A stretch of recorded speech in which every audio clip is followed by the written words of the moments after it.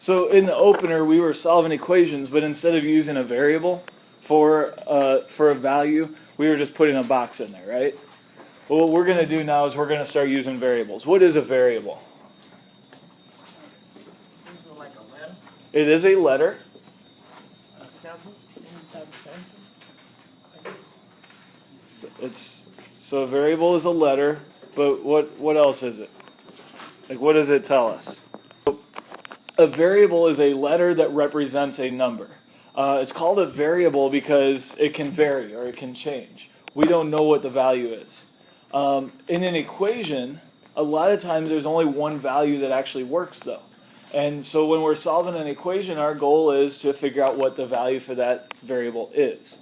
So if there's an x in the equation, we try to figure out what x is to make it true. Kind of like what we were doing in the opener, where there was those boxes, we were trying to figure out what we put in the boxes to make it true. Okay? So there's a few things we need to know about solving equations before we get into it. And these are the three most important things. All right, we're gonna use these three things to solve equations for the rest of the school year. All right, the first one is the golden rule. The golden rule is called that because it's the most important rule. If we don't follow this, then we start doing things that are not true. So the golden rule says whatever you do to one side of the equation, you have to do it to the other. You must do it to the other. So whatever you do on one side of the equation, you must do to the other. All right? Now, this is really important because if you don't do that, well, hold on. Let me finish this.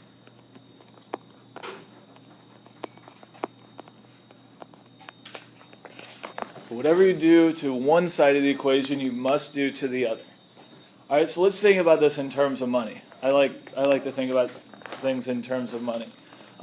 Let's say that I have a bunch of money. Like, let's say I have $100. Okay, so Mr. Betts has $100, and Devin has $100. Now, we might have $100 in a couple of different ways. Maybe I have 5 $20 bills. Maybe he has 2 $50 bills. It really doesn't matter. But we each have $100, so we have an equal amount of money, right? Yeah? Yeah? Okay, now, Trevon comes up and he says, okay, I'm going to give you guys some money. He gives Devin some money. He gives Devin $20. Now, do we both have the same amount of money still? No. So would it be right to say that $100 is equal to $100 plus $20? No. So I add $20 on one side, and now all of a sudden this equal sign is wrong. It's not equal to anymore, right? So to make them equal, if he gives Devin $20, what's he have to do for me? He's got to give me $20 too. Got it for me? No. Okay. So the idea is whatever you do on one side, you have to do on the other. Let's say he goes to Devin and says, I'm going to take half your money. Well, what's he going to have to do to me if we want to keep it equal? He's going to take half of his money, then he's got to take half of my money, right? If we're going to keep them equal. Now, just because he's taken half of Devin's money doesn't mean he has to take half of mine unless the rule is they have to stay equal. And when we're dealing with equations, they have to stay equal. Okay, we have to use these equal signs, so they have to stay equal. So whatever we do on one side, we have to do on the other. If we double one side, we have to double the other. If we add something to one side, we have to add it to the other. If we take the square root on one side, we have to take the square root on the other. That's something we're going to do later on. Okay? Another thing. This is rule number 2. And it's more of just a guideline than a rule, I guess. When we're solving an equation, what are we actually trying to do? What's our goal? So our goal is to find the value of the variable, but how do I know that I'm done? How do I know that I have found the value of the variable when I'm solving an equation? Our goal when we're solving an equation is to get the variable by itself. Okay, so if there's an x in the equation, then we want to get the x by itself. If there's an a in the equation, we want to get the a by itself. So we want to get the variable by itself. And what we mean by that, when we say get the variable by itself, the variable should be the only thing on that side of the equation. So if we have an equation that looks like this, let's just say 3x plus 4 equals 7. Is the variable by itself? No. No. We've got the variable right here. Here's the variable. It's not by itself because it's not the only thing over here on this side of the equal sign. So on this side of the equal sign, we've got the 3 and the 4 also. So our goal would be to get rid of those things. Get rid of the 3, get rid of the 4. Okay? So that's our goal. Now, the last thing, this takes us to the last thing, to get rid of things, like if we wanted to get rid of that 3 and if we wanted to get rid of that 4, what do we do? What are we going to use? If I want to get rid of a plus something, what do? I subtract. Or somebody says, did you say multiply? If I want to get rid of a multiplication, so I have a times 3 in there, I want to get rid of the times 3, what do? Divide. If I want to get rid of a subtraction, if I want to get rid of a minus 7, what do? I add. So anybody know what these are called? Adding and subtracting go together. Multiplying and dividing go together. What are those called? Inverse operations, exactly. So to get rid of a number, we use inverse operations. So right now, the operations we're going to use are add, subtract, multiply, and divide. So if we want to get rid of an addition, we subtract. If we want to get rid of a subtraction, we add. If we want to get rid of a multiplication, what do?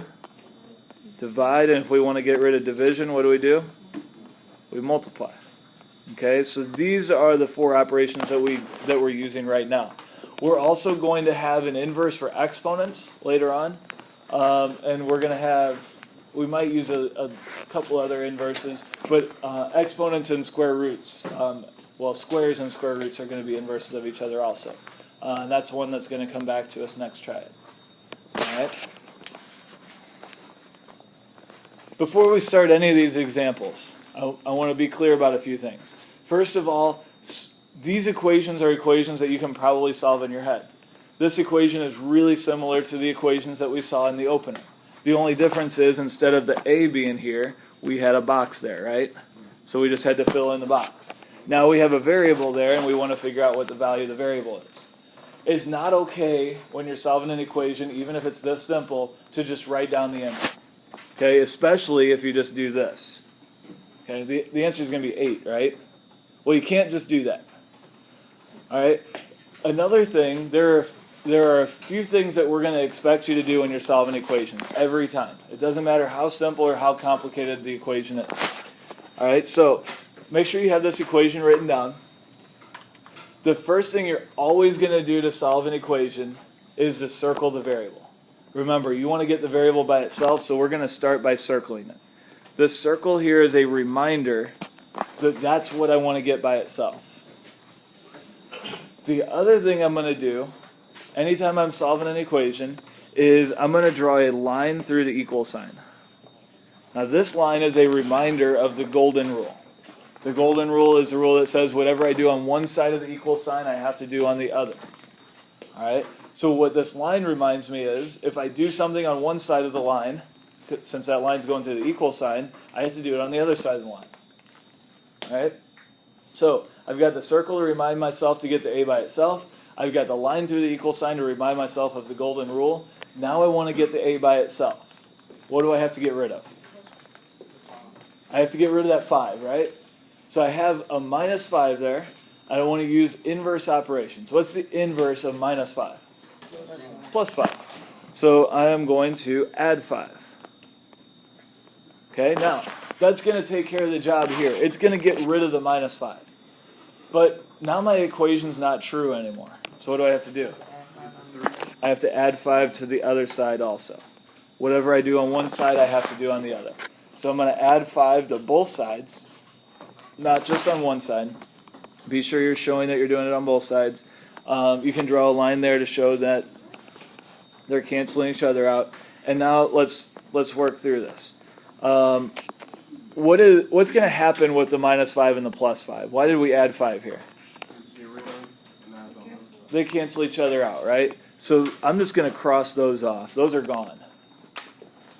Okay, that's what I like to do when things cancel each other out, just as a reminder that they're gone.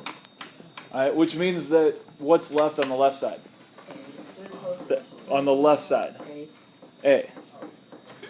We're always going to take care of one side of the equation first and then take care of the other. All right, so we've got the A on the left side. My equal sign is going to go right on that line. Your equal sign should always be on that vertical line that you draw through the first equal sign. And then on the right side, what's 3 plus 5? 8. Okay, so have I reached my goal? Do I have the variable by itself now? Yeah, there's nothing else over here with the A. So the A is by itself, I'm done. How do I show that I'm done? That that's my final answer? Put a box around it. All right, so there are 3 things here that don't really have anything to do with solving equations, but they're just part of your work that you have to get full credit. You have to have the circle around the variable, you have to have the line through the equal sign, and you have to have a box around your answer. If you're missing any of those things, you will miss a point.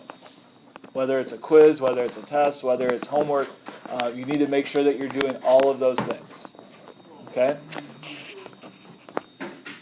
So example 2, we have b minus 16 equals 37. So this time we want to get the variable b by itself. What's the first thing I'm going to do? Okay, I'm going to put a circle around the b. That's a reminder that I want to get that b by itself. And what else do I need to do before I start solving? Earl? You need to draw the line. Yeah, draw the line through the equal sign. Notice I made the line nice and long. This is just going to take one step to get the b by itself, so it doesn't need to be that long. But you want to make it long enough that all of your equal signs are going to fit on there.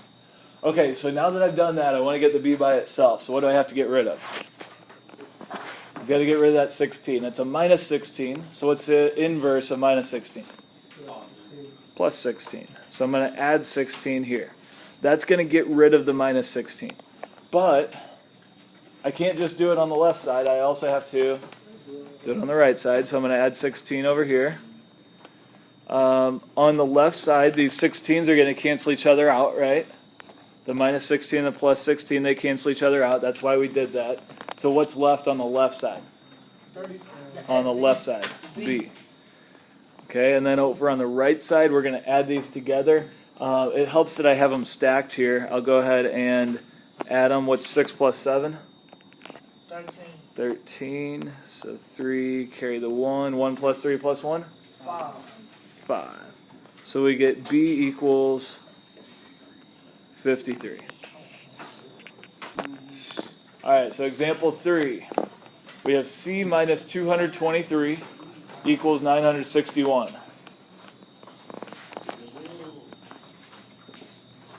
So before I do anything else, what 2 things do I need to do?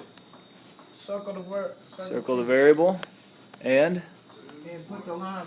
Draw the line through the equal sign. Okay, good. Now, I need to get that c by itself. So what do I have to get rid of? Yep, need to get rid of that 223 because the c is over here on the left. I need to get rid of the 223 on the left. How do I get rid of that 223? Add it on both sides. Okay, good. So we're going to add 223. And then we're going to add it on the other side also to follow the golden rule. So on the left side, they're going to just cancel each other out, and c is left by itself. On the right side, we're going to have to, well, do some adding here. What's 3 plus 1? 4. Okay, so we got 4 in the ones place. What's 6 plus 2? 8. And what is 9 plus 2? 11.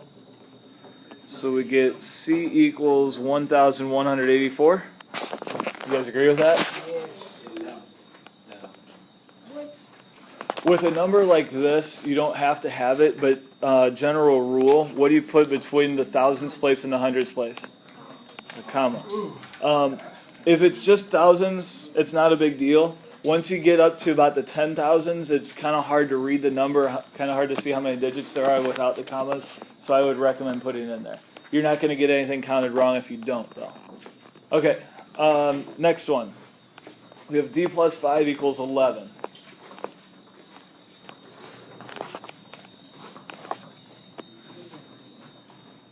So we'll start off by circling the variable and drawing our line, just like always. Now, this one's a little different. All the ones we've had so far, we've had to add, I think. So what do we do here to get rid of the plus 5? The negative 5. Yeah, we need to subtract 5. So the inverse of adding is subtracting. So to get rid of that plus 5, we're going to subtract 5. And if I do that on the left side, I have to do it on the right side. Now, let me just say this real quick. What I see a lot of people do when they're solving equations is just do this and not do it on the left side. But writing just that is technically wrong because I'm subtracting 5 here, but I'm not subtracting 5 here. All right, so be sure that you're showing that you do it on both sides. 5's cancel each other out, so what's left on the left side? D on the left side. What's left on the right side? 6. So we get D equals 6. Put a box around your answer and you are done. Okay? Next one. 7 plus E equals 11. So, I'm going to circle a variable, draw the line. You gotta put the equal sign on the line? The equal sign should be on the line, yes. So now on this one,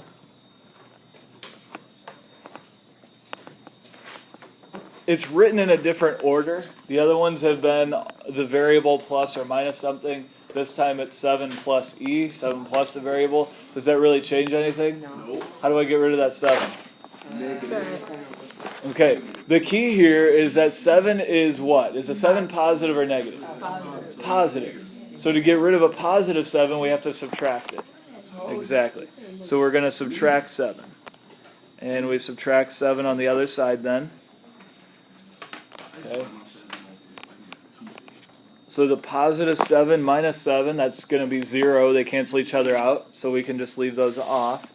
And so we're left with, do I need to put the plus in front of the E? No, I don't need that. If I don't put it there, we just know it's positive, right? And what's 11 minus 7? 4.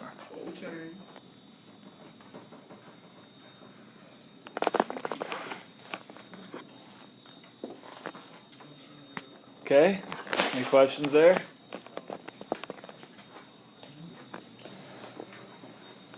Okay, this one's a little trickier. If you think you got it, go ahead and finish it. If you think you know how to do it. We're going to start just like always. We're going to circle the variable, draw the line through the equal sign. Now, what do we need to get rid of here to get the F by itself? We have to get rid of that negative 7, right? Now, we said we're going to use inverse operations. Here's why it's tricky. This is an addition problem, right? Does that mean that I should subtract? No. It's still add. Why? Because The negative 7. like the negative 7 makes it add. The opposite of the Yes. So the inverse that we're looking for is the inverse of this sign here. Since this is a negative 7, remember if we add a negative, that's the same thing as... Adding a negative is the same thing as subtracting. So we have to do the inverse of that, and we have to add 7. All right, so since this is a negative 7, to cancel it out, we have to add 7. And then we have to add 7 on the other side also. And the 7's cancel each other out. What's left on the left side? On the left side? F. And on the right side we have 29 plus 7. What's 9 plus 7? 16. Carry the 1. 2 plus 1 is 3. So F equals 36. Also remember, you're not going to be able to use the calculator until we take our quiz next week. We will have a quiz this week also, but next week's quiz is the one that's going to allow you to use a calculator.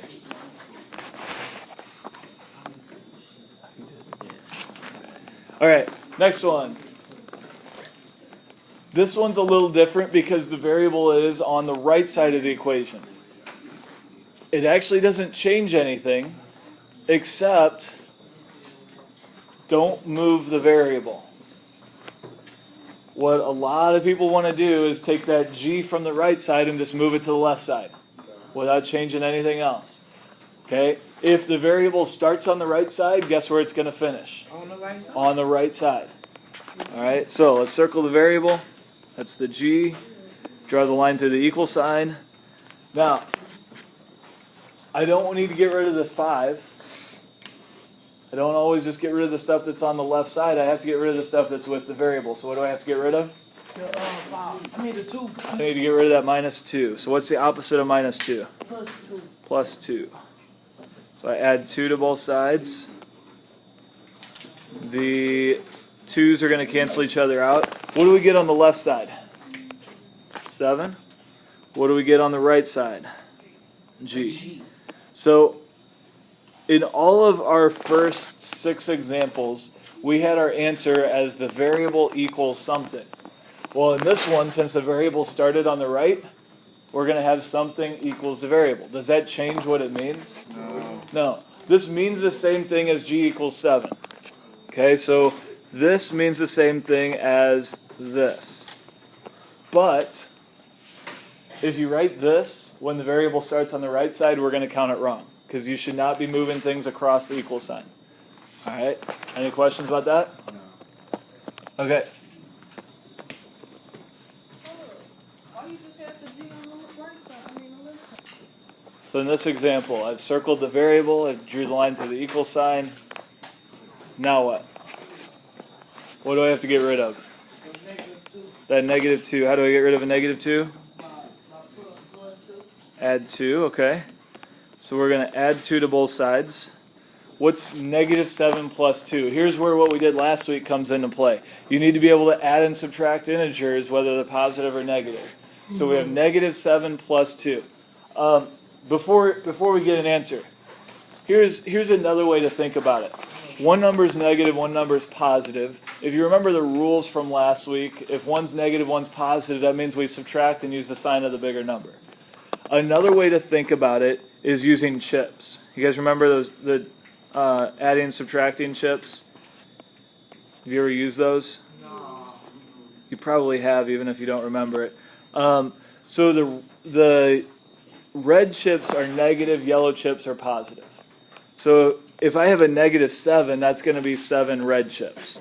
So I have 1, 2, 3, 4, 5, 6, 7. And if I have a positive 2, that's going to be 2 yellow chips. So those of you who have done this before, what happens when we have red chips and yellow chips? They cancel each other out. So these cancel each other out, these cancel each other out, and so what we have left then is these 5 red chips. Since they're red, that means it's negative. So our answer here is going to be negative 5. On the left side, the negative 2 and plus 2 cancel each other out, so what's left on the right side? H. So we get negative 5 equals H. So if it helps you to visualize this or even draw them, those chips can help you out. When we have a negative and a positive, some of them are going to cancel out, and then the ones that are left are going to give you your answer. All right, next example. 13 equals 13 plus I. Sorry, that's my fault. So we circle our variable, draw our line, and then to get the I, the variable by itself, what do I have to get rid of? 13. Yep. So am I going to add or subtract 13? I've got to subtract, right? So I'm going to subtract 13 over here to get rid of it. Oops. On the right side to get rid of it, and then on the left side to keep it balanced. So on the left side, what do we have after we do 13 minus 13? What is 13 minus 13? 0. Do I need to put the 0 there? No. Well, hold on. We're doing the left side now. On the left side, do I need this 0 right here? No. No? Okay, let's see what happens. We'll have an equal sign here. 13s cancel each other out, and we have an I here, right? So is that our answer? Is blank equals I? No. I think you need the 0 though. Yeah, we do need the 0. So this is a little bit tricky, but we need the 0 here because there's nothing else to go with it.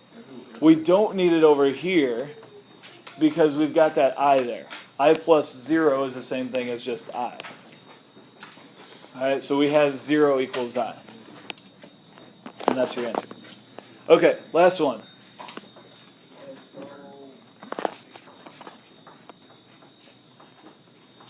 Circle your variable.